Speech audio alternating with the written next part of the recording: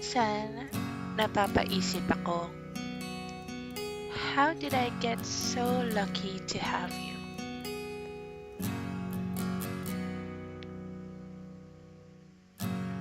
I thank God every day for bringing you into my life.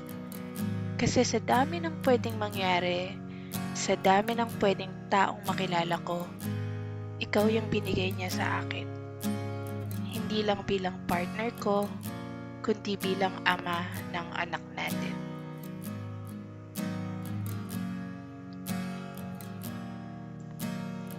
Hindi naging madali ang lahat. Dumaan tayo sa pagsubok, sa misunderstandings, sa mga panahon na parang ang hirap ng kumapit. Pero sa kabila ng lahat, pinili mo pa rin na manatili. Pinili mo ko, pinili mo kami. At doon ko nakita kung sino ka talaga.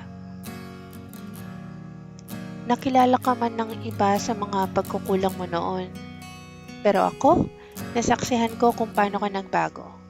Nakita ko kung paano ka nagsumikap, kung paano mo inayos ang sarili mo, at kung paano mo pinatunayan araw-araw na kaya mong maging mas mabuting tao. And I am so proud of you. Thank you sa walang sawang pasensya, sa pag-iintindi mo kahit hindi ako madaling mahalin. Thank you for stepping up, for carrying responsibilities, for being strong for our family even when it's hard. Salamat po sa paninindigan mo sa amin, sa katatagan ng loob mo, sa pagpili na maging mabuting ama sa anak natin. Nakikita ko lahat ng ginagawa mo at hindi ko yun makakalimutan.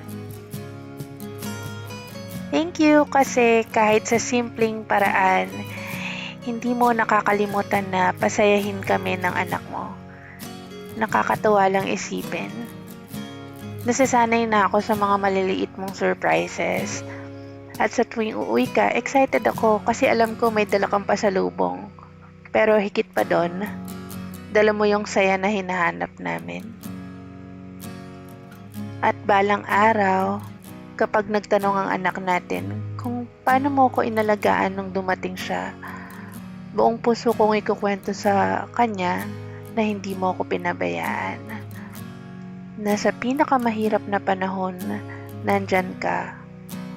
Hindi ka umalis, hindi ka sumuko. Hindi man kita laging napapasalamatan, pero sa sobrang halaga mo sa amin,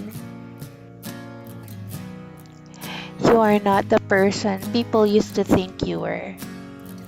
You are so much more than that. You are our strength. You are our home. Thank you, Papa, for not giving up on us. Thank you for always choosing us every single day.